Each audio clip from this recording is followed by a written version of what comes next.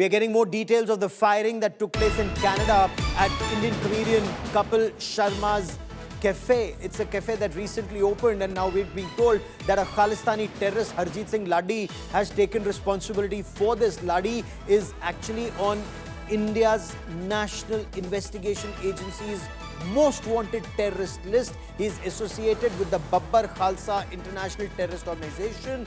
Laddi claims Kapil Sharma made fun of Nihang Sikhs and asked the comedian to apologize in public. Now look at what's happening, and I want to show you those images and we'll play them out for you.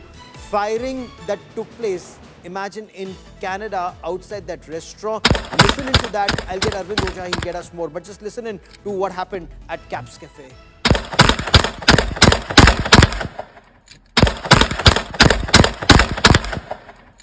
Janda.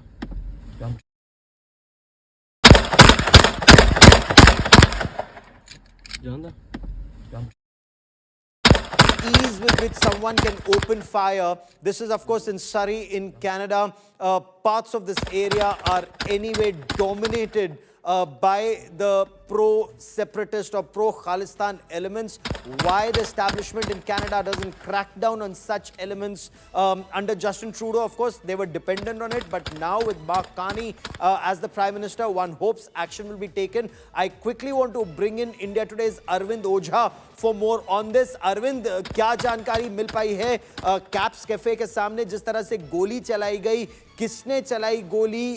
क्या उद्देश्य था और क्या Canada की police ने कोई कार्रवाई की है? कैसे कोई ऐसे दिन मतलब सरेराह गोली चला सकता है? ये आम बात है गौरव कनाडा में, क्योंकि इंडिया से फरार जो गैंगस्टर हैं और जो टेररिस्ट हैं उनको कनाडा में पनाह मिलती है और वहाँ की सरकार कहीं ना कहीं उनको सपोर्ट भी देती है।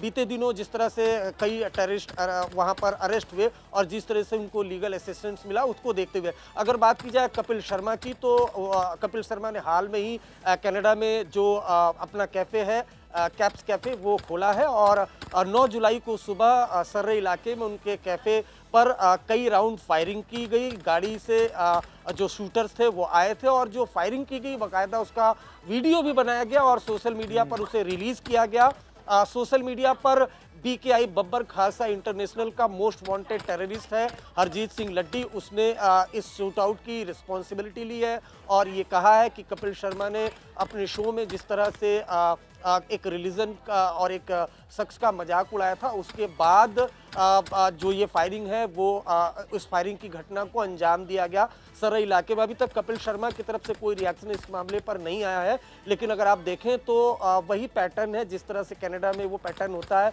कि चाहे जो गैंगस्टर हैं, टेररिस्ट हैं, वो एक्सटॉर्शन के लिए, लोगों को डराने के लिए जिस तरह से गोलियां चलाते हैं, उसके बाद वीडियो बनाते हैं, उसको सोशल मीडिया पर रिलीज करते हैं, यही पैटर्न कपिल शर्मा के कैफे में शूट आउट के दौरान भी देखा गया है। आप इस खबर पर नजर बनाए रखिए। ताजा जानकारी के लिए फिर मैं आपके पास लौट कर आऊंगा, because the big question remains. So there is a suspected terrorist and a separatist. Now if he's having bullets being fired like this, what action are the police taking against them? We'll track that.